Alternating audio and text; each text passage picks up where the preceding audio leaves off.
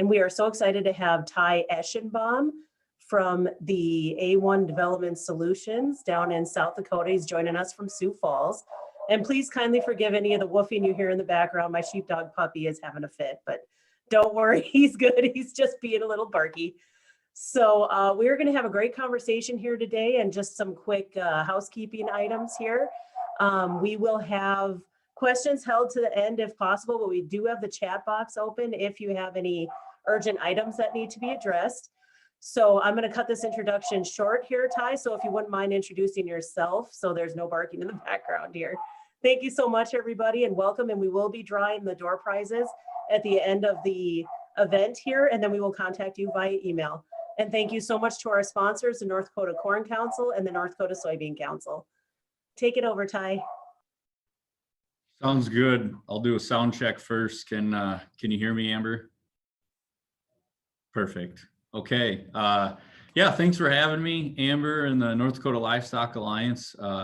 We'll roll through this probably in about 25-30 minutes, and then really leave some time at the end to answer questions and much more interactive. That's my favorite part, is to be able to talk about whatever you folks want to talk about. So to start off, the title is Opportunities in Livestock Development, and how that relates to North Dakota, to farm families and operations. So broke it down into 5 steps to success. Probably give a little bit of background on our A1 team, so you all understand kind of the angle that I'm coming from, our experience in this realm, in this industry, and then go into the 5 steps. And then, like I said, at the end, just more talk about questions or whatever you guys want to talk about. So a little bit of background on me and our group here. So I grew up on a seed stock Charolais cattle operation here in East Central South Dakota. Worked at the Department of Ag for South Dakota, is where I originally met Amber, and kind of did the same role that she did for North Dakota, for South Dakota. So economic development, a lot of livestock development, permitting, site selection, some of that stuff. Helped permit 7 million cage-free laying hen facility for Rembrandt Foods. Went to work for them for a short stint. And then we got A1 development started here about 3.5 years ago in 2017. So my 2 business partners are Paul Cosboth, former Director of Ag Development for South Dakota, and also Mark Mickelson, former legislator, Sioux Falls businessman. And then we've got 2 more associates, Ben Stout, also worked with us at the Department of Ag and worked for Riverview Farms, large dairy operation, did a lot of business development for them. And Heather Cosboth is our business manager. So our team, I guess to summarize, we do site selection, land acquisition, permitting, pre-construction, ongoing operations for livestock and industrial sites. So in the last 4 years, we've had our hand in helping permit 52,000 head worth of new dairy facilities here in South Dakota, as well as over 85 hog barns, both sow facilities and finishers and nurseries. So we've done everything from, talking to farm families about what they'd like to get into as far as diversification, some of the stuff that we're going to talk about today, as well as finding very large sites, 5, 10, 12,000 head dairy sites, picking the site, engineering it, getting it permitted at the local and state level, staying on through the construction phase, and then ongoing working with farmers to prepare the feed and get the manure nutrients out and all that fun stuff. So we've done a little bit of everything on big projects and small projects. And I guess I should say we're all rural America folks, and we love seeing livestock go into rural America for what it does for not only the producers and the family that are operating it, but the main streets and small towns. It's just a great, economic boost to our rural areas. So we are very passionate about this topic. This is just from our website, gives a little bit of background on us. If you're interested any more about what we do or kind of our background, a1developmentsolutions.com. And, I should say we have a partnership with NDLA. We're really an advisor to them to help with events like this, as well as any time that they have a contact, that they're trying to help with livestock process, either, making a decision on whether they're interested in developing livestock or actually getting a site permitted and built. We're a free resource through NDLA to those farm families that are looking, just to provide our expertise at no charge. So that's our relationship with NDLA. Why livestock? And I guess to back up just 1 second, if you go to NDLA, North Dakota Livestock Alliance website, there is the livestock development manual that we helped write that has a ton of resources. It's basically what I built this presentation off from, the 5 steps when you're looking at diversifying livestock. Again, lots of resources. My slides are fairly short in the amount of text I put on them and whatnot, but there's a lot more of that deep dive information in that manual. So whether you want to go there on the side while you're listening to me and pull it up so you can kind of follow along, you're welcome to do that, or reference it afterward, but that is on the North Dakota Livestock Alliance website. So there's a much greater section on there called Why Livestock, but just wanted to touch on it shortly. Again, we think it's a diversification for farm families that are looking to do something else, looking to bring a young generation back, looking to add a cash flow or equity building to go along with, maybe they're doing some type of livestock now and they want to diversify, or maybe they're just grain crops now and want to, diversify by getting into livestock. Lots of reasons for it. There's all kinds of studies about what it does: job creation, tax creation, using feed usage, getting manure out on your ground, soil health. But we believe it just makes so much sense for so many reasons. It's kind of a given, but pretty interesting stats if you go look at that manual, just because South Dakota and North Dakota, a lot of these upper Midwest states used to have a ton of livestock back in the 30s and 40s when there was more population in the rural areas and everybody had a milk cow and chickens and hogs, and kind of all went away, especially in the Dakotas. So we're at a very minimal level for dairy cows and hogs, and besides beef cows, the rest of our species have been are a fraction of what they were, and certainly they're coming back in larger farms, modern farms, but we're not even close to replenishing the livestock that used to be out there across the state of North Dakota. Couple of pictures here. We're actually real life North Dakota projects here being just got completed or being built. You got the Quant family putting up 4,800 head hog barn in South Central North Dakota. And then we also got a family that put this beef barn together through Central Confinement Services to calve out of, run a cow-calf operation out of, and also be able to finish animals out of there. So just thought we'd highlight those projects. So getting into the 5 steps, it's much like, if you were going to build a house, right? Where are you going to build your house? Who are you going to pick as a builder? What style of house are you going to build? What size? It can be a daunting task if you try to think through the entire thing at once. Well, how am I going to do this? Who am I going to work with? But just, breaking it down into manageable steps and thinking through and just having a systematic process to it. Like I said, we've been involved in probably well over 100 projects from, $500,000 or $750,000 nurseries and finishers up to, $100 million plus facilities. And it's, the presentation I'm going to give today is really talking about geared toward a farm family that maybe doesn't have any livestock at all, maybe has one species of livestock, and they're really considering, hey, what would it look like if we expanded, or maybe we're just row cropping right now and we want to get some animals around here. Where do I even start? So that'll be the basis of our talk today. So 5 steps: just take an inventory of where you're at today. Number 2, what are your goals? What are you trying to do? What are you trying to accomplish by looking at a project like this? Number 3, starting the research phase. 4, the actual site selection, rolling into permitting. And number 5, the ongoing business and operational plan. They all kind of melt together. You can't really skip steps, but each one along the way builds into the final goal, and make sure when you have a facility up and rolling that it's built for what you built it, what you were trying to accomplish, and all that fun stuff. So again, all part same setup as the livestock development manual. So definitely encourage you guys to take a look at that at some point. So number one, just taking inventory.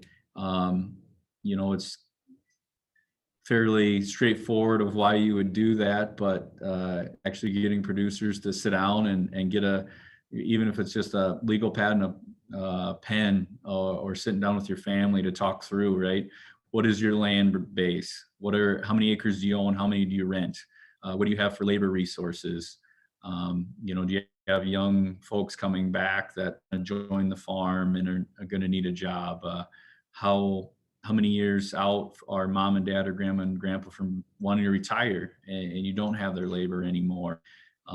You're talking about building, these facilities that we're building today are 30, 40, 50 year plus, the useful life. And you really got to match that up with, okay, we're going to need to hire, some additional labor, hired person on the front end or the back end to really match up with what we're trying to do here. Obviously financial circumstance, and what would a down payment look like? Do we have, do we need to borrow money, or how much money do we need to borrow? If we're not owning that livestock, certainly, if it's contract hog feeding, custom beef feeding, your bank's going to want to see a contract that matches up with the length of the loan you're looking at. But what is our financial circumstance? How big a bite can we afford to break off? How much risk are we willing to take on? That factor will determine a lot whether you own the livestock on the front end or not, or you want to get your building paid off and then maybe you'll own the livestock in the future. Your experience, that's a big one. We see a lot of hogs going into South Dakota where these families that are still farming today used to have hogs, but a couple generations ago, it might have skipped a generation where they didn't have hogs. And, are they going to manage those barns themselves? With beef cattle, everyone's fairly familiar with beef, but if you're looking to do a different species, there's a lot of poultry barns going in Nebraska, and there's other things out there, but do you have the experience, or what training do you need to take a look at something like that? And equipment, even if it's as simple as, well, we're going to do a contract hog barn and, they take care of the feed and they do everything else, but we need to make sure we've got a skid steer, a loader available to move snow or mow the lawn around the facility. So, part of that is the reason that, people choose to put up another cattle barn or get in a hog barn, because they've already got the equipment there, have the labor, and now they're averaging those costs out, those fixed costs out over more income. So number one, again, take inventory.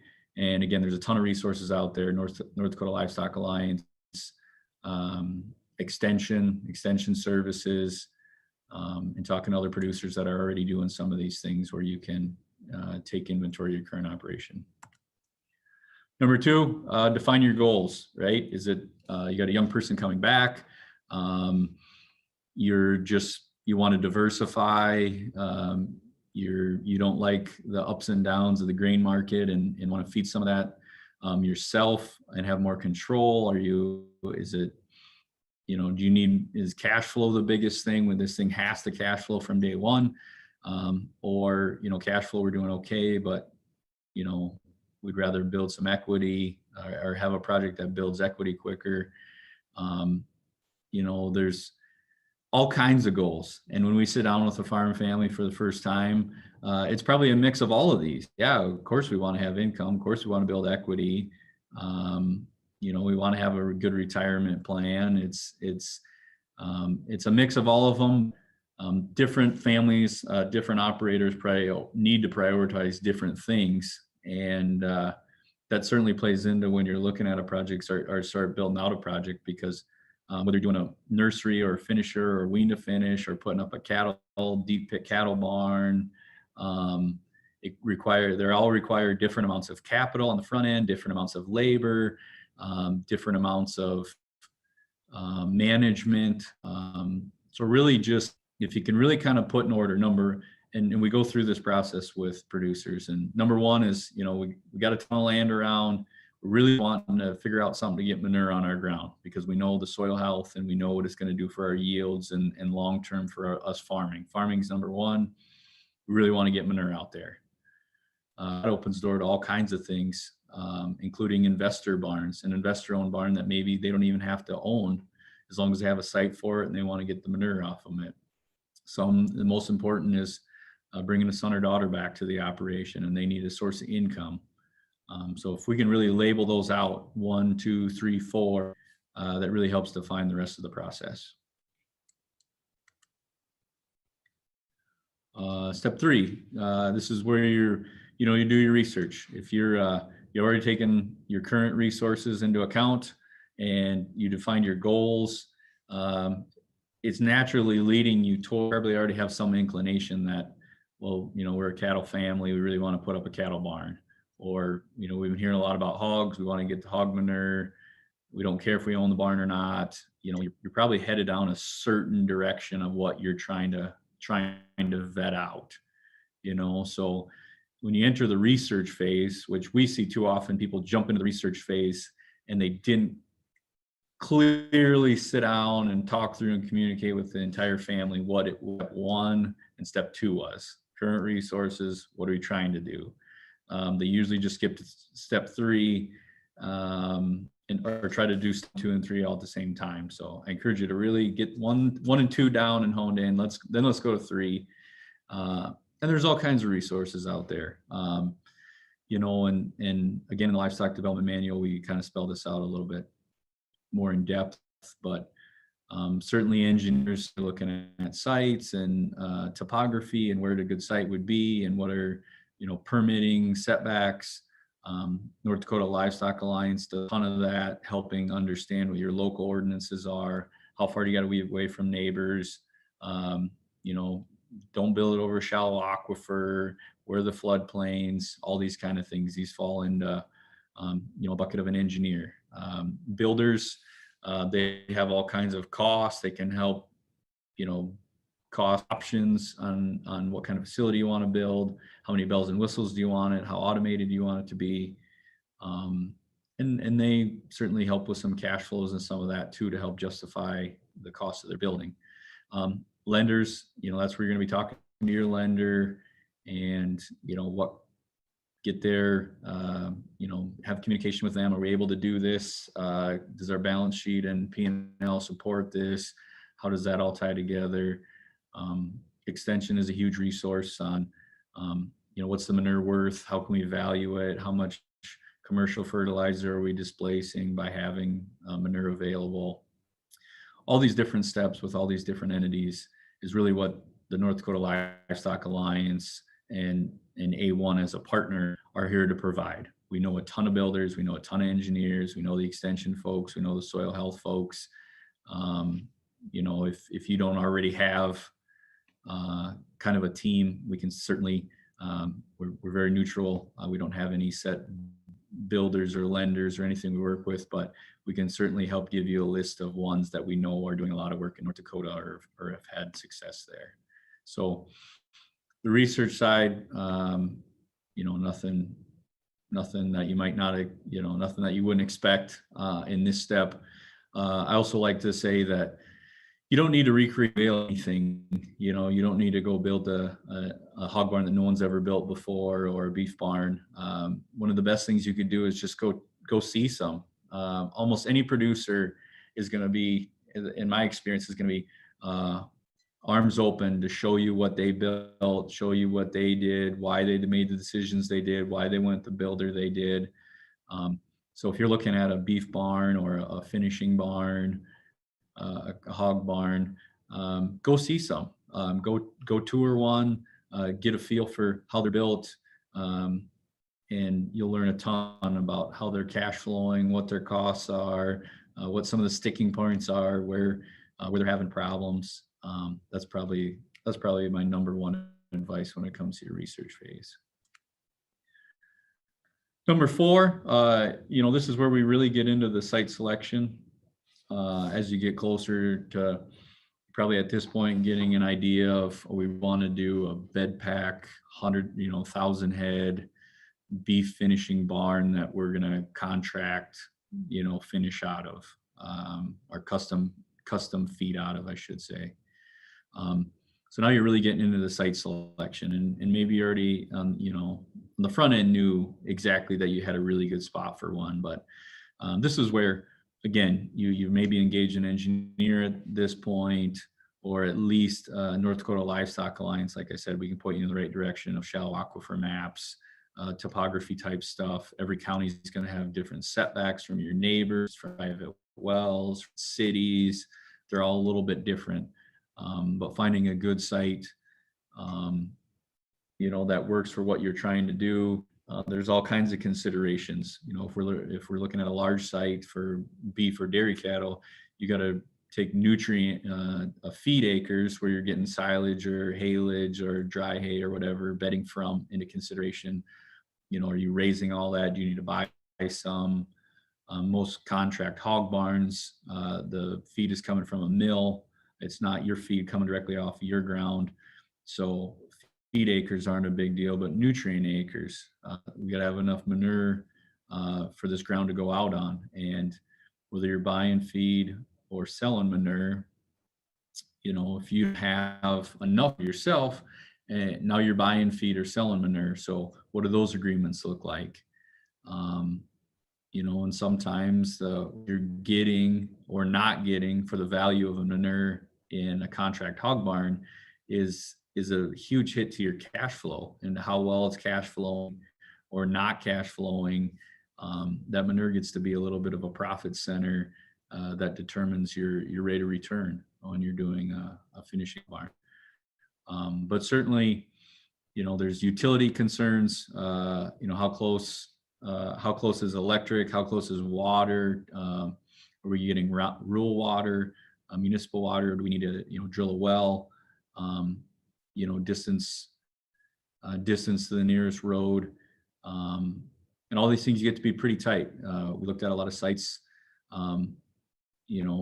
Naturally, people want to put a contract hog barn in their worst ground because they don't want to give up prime acres, but then it costs quite a bit in dirt and gravel and length of driveway and some of that stuff because of where they put. And if we would have thought of some of these things on the front end, or if there's going to be well water there versus having to purchase rural water, you get to be, over the 20, 30 years that you might operate this facility, gets to be a lot of costs every year that if where we put the barn or where we put the facility could have helped eliminate a lot of that. So that's why we're going through this process. But biosecurity, hogs, obviously that's a bigger deal. Or if you're doing any kind of poultry, that's a bigger deal than dairy or beef, but definitely a consideration. This all flows into your permitting, local, county, state. South Dakota and North Dakota are a lot alike in that you first got to get your, as is Minnesota, you got to get your local permitting first, whether it's a township, county. What are their setbacks? Usually a conditional use vote, which means that your neighbors are going to be able to come in and provide testimony for or against your project. North Dakota Livestock Alliance is well set up to be a resource during that phase, especially. We'd like to do term sheets on all of our projects. What roads are you going to use? How much traffic are we putting on them? North Dakota State, South Dakota State, University of Minnesota does a lot with odor modeling on what potential odors could look like based on the size of your facility. What are they going to provide in tax to the community? How many jobs are they creating? How much feed are they using? How much utilities are they purchasing?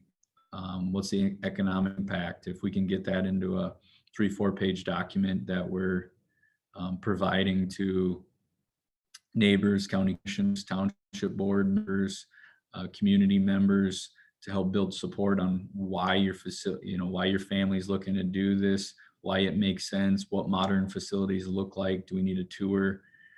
Provide a tour, virtual tour, or in life or in-person tour.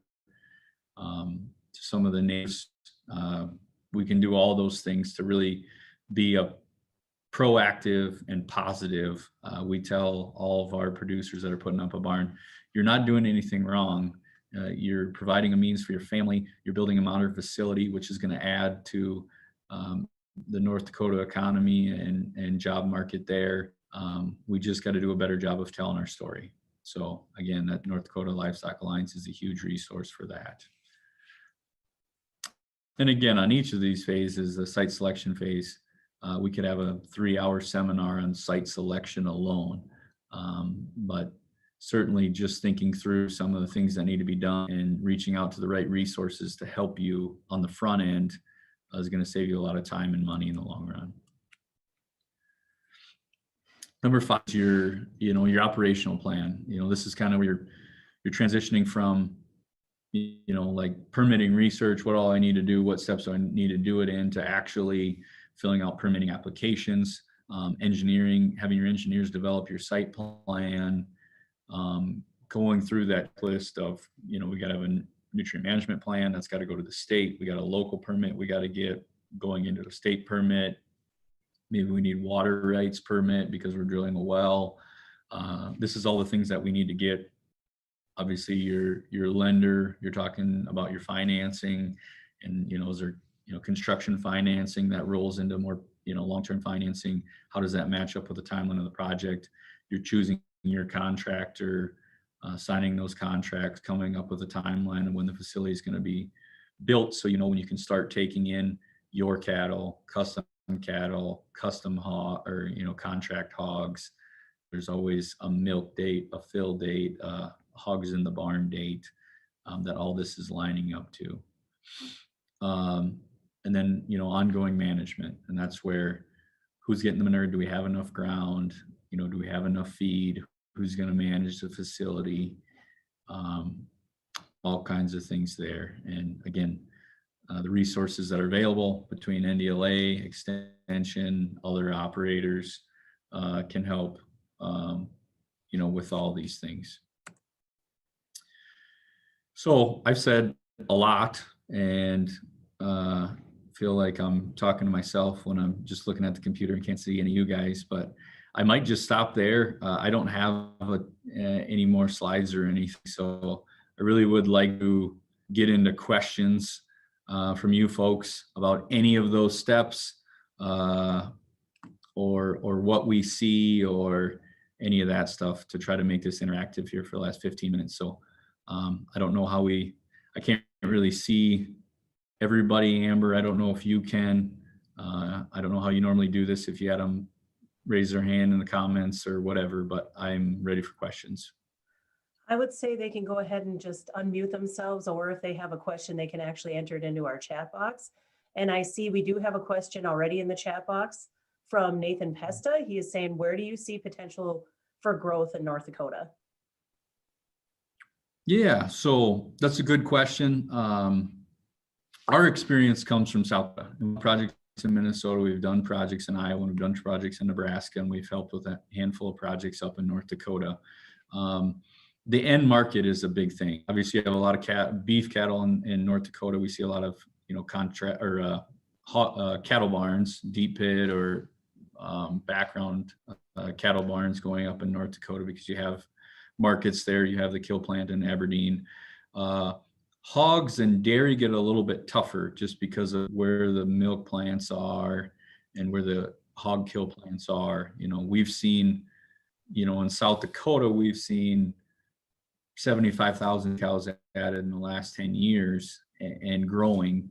And we've seen 1 million hogs added down here, contract hog barns, sow barns. And we believe it's all kind of head north. They kind of bump from North Dakota, Iowa, Minnesota, north and west to get into South Dakota because of business climate, tax climate, biosecurity, and feed costs, corn basis. And I think we're just on the front end in North Dakota of some of these hogs to jump the border, or dairies being an option up there. But in the long run, say we're 5 to 10 years, we feel like the pressure to push them into South Dakota is going to continue to push them farther north up into North Dakota, because as our basis in South Dakota gets better and we, run out of nutrient management because we are putting 10,000 head dairies in, and, some of that feed cost, some of that biosecurity goes away. It's just more and more opportunity in North Dakota. So today we don't see a ton of, large dairy operations that are looking to build in North Dakota. Not a ton of hogs that want to look there. But certainly in the future, we feel like it's going to be more and more prominent. I hope that answered your question, Nathan. We are seeing some continued interest from especially producers that are already existing in multiple species of livestock production that are looking at expanding. That's where a lot of what is going on right now, especially with our beef producers, which feeds into the next question from Robert Farabee. He is wondering, what are the biggest advantages of cattle barns in North Dakota? I can tell you one big one is winter. Yeah, so we've seen kind of all over the upper Midwest in guys that have typically done open lot cattle looking to go toward an enclosed building. And certainly it just eliminates the weather factor. And everyone thinks certainly of the wet years and, what mud and snow and cold does to the rate of gains on cattle and, death loss for your cow calf and whatnot. But summer, getting those cattle under roof and under shade, we hear that a lot is a big deal as well when it comes to rate of gain. So a lot of these barn builders and extension and whatever have some calculators, but feel like putting, the barns are expensive. A deep pit or a bed pack barn is probably in the, I don't know, $1,000, $1,200 a space, a head space, depending on what kind of facility. A deep pit barn that's catching the manure underneath, can be $1,500, $1,600 pretty easy. So it's a big upfront cost, but certainly when you're getting a better rate of return, better feed conversion, deep pit barn, you're saving, you don't have any bedding. Labor is a big thing on the deep pit barn because you're pumping that manure out once a year. You're not having to manage the pack. You're really feeding and then pumping out, probably hiring custom crew to pump it out in the fall. So labor savings, in other parts of the world, Missouris and Iowas, they like the land savings. They can get more cattle in a small area, smaller acres, and keep their acres into production crop wise. Not as big a concern in the Dakotas, but we believe it takes all the factors. You got to pencil in your own assumptions on feed conversion, rate of gain, labor savings, feed savings, manure value. Increase the manure value is a big one on those deep pit beef barns going back, but it's going to take a factor of all of those to justify the repayment of enclosed beef facility. Okay, very good. So the next question is from Allison Larson. She is wondering on this last slide here, what is the brand of cattle barn, or do you know the name of the builder? On the slide, I do not. We've worked with a lot of builders. We have a list of builders that we've worked with or have had good feedback on.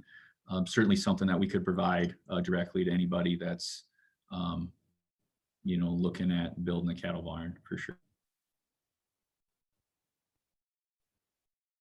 Okay, is that something maybe could you research and then I can reply to Allison if you can track that down for her? Okay, Yeah, perfect. we have a list. We have a list of builders that we know do a lot of work in North Dakota and South Dakota that we could send over. That's not a problem. Perfect, thank you. All right, next question is from Kevin Schultz, and I love this question. In addition to having your story prepared for the local, county, and state permitting agencies, how important is it to be sure to tell your story to the neighbors who feel they may be impacted by your proposed livestock facility? So Kevin, that is actually the main backbone to the development of the North Dakota Livestock Alliance. Is we have realized through experience with different facilities, whether it be hogs, dairy, beef, large, small, doesn't matter. The most important thing is transparency and having open dialogue with neighbors and your community. So that is something that we've actually been working very hard with. We get on the front end of these projects and make sure that the farmer is going out and having conversations with neighbors and with his or her community to make sure that the correct information and the correct knowledge is readily available to those people that are interested in learning about it. And that really does help eradicate that fear of the unknown. Because here in North Dakota, as Ty said, there has been a gap a little bit in our livestock development across the state. So not everybody is used to seeing these new facilities, seeing, the size can be frightening sometimes for people who might be seeing modern animal ag for the first time. So open dialogue and transparency is absolutely vital, and that is a huge part of why we exist. And the producers that we work with, that is an agreement on the front end right away, is that they will be open and transparent. Thank you for that question. And then Carly Brown, she is from Carrington, North Dakota, and we have a pretty big dairy farm just outside of town, has made a big impact to our community. Have you seen a decrease in cattle barns due to the beef market? Okay, so the first one, just a statement. They got a dairy facility up there, and then Yeah, the Van Bedoffs have done incredible things in the Carrington and Foster County area. Connie and Cornay, they're a beautiful, fantastic family, and their facility is spotless. So thank you so much for making that positive comment about that operation, Carly. What was the question? The question at the end? Have you seen a decrease? The question is, have you seen a decrease in cattle barns due to the beef market? Yeah, in any market, whether the beef's going down or feed's going up, or there's always considerations. I would say that the general state, and I grew up in the beef industry, and we're in the seed stock business, and we help our customers market a lot of calves. I think the majority of producers have thought about it. Some a little bit, some have done a lot more research, but to some extent, I think they've all certainly thought about it. But it's a tight. I think it's a tight endeavor to take a look at. But you really got to hone in what feed costs, what are my feed savings going to be, what are my manure, what increase in manure value, and try to put a dollar figure on it to justify that cost. But yes, every time we think we're in somewhat of a normal in the last couple of years, whether it's hog barns or beef barns, the market does something, like what hogs did, COVID did. 2019, the weather was terrible. So on the construction side, that made it really hard to put up facilities. But at the same time, when it's wet, when it's muddy, when you go through a wet winter, then the thought of, man, I wish my cattle were inside, that would have saved me a lot of money this year, comes to the forefront again. But then it's nice for a winter, it's fairly calm through the summer, and then it kind of goes by the wayside, and we can just keep feeding our cattle outside. But yeah, it has, and there will always be something that helps drive up, increase or decrease the desire to make that decision to pursue a facility.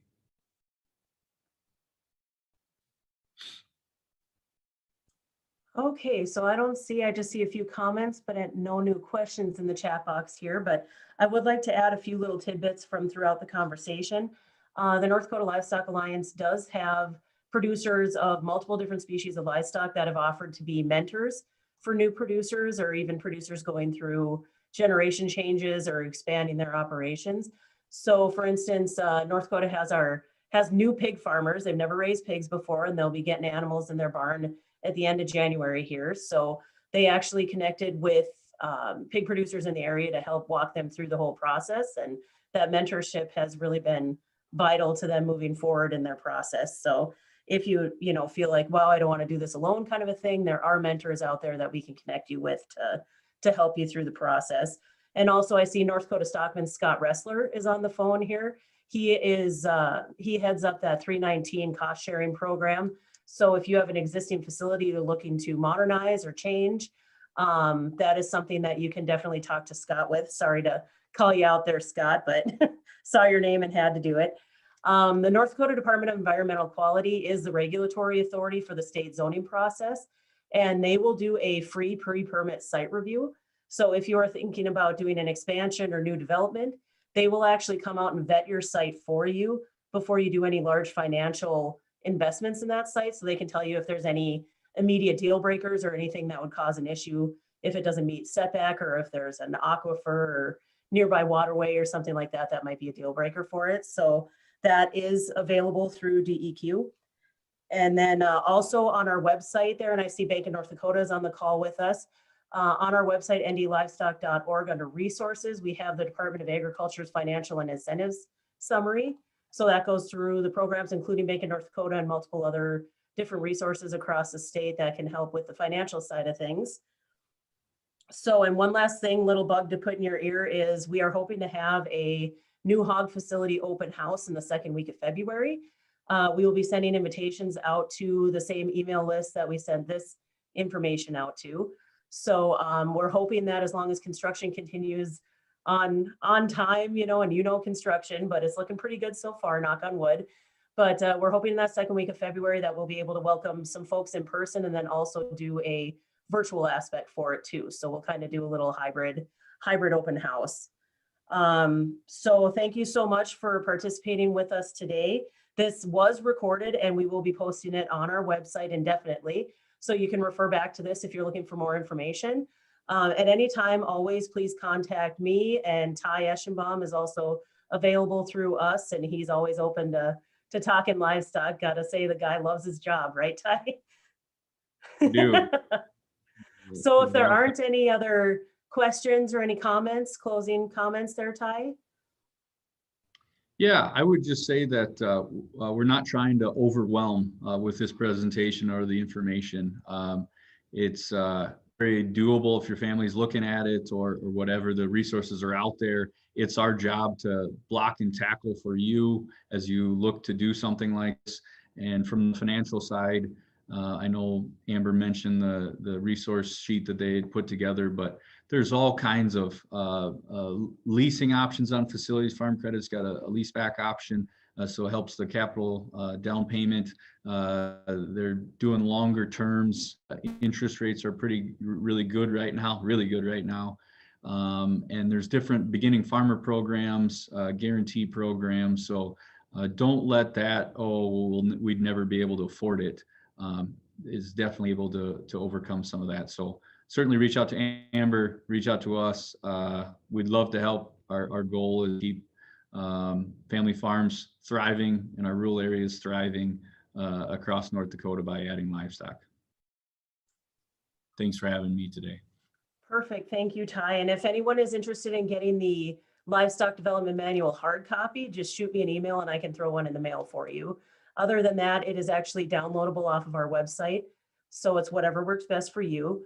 Our membership forum is also online too, if you're interested in being more engaged with us and having more dialogue and involvement in our events. So thank you so very much, everybody. We will be sending out emails for the door prize recipients. So thank you. Keep in touch.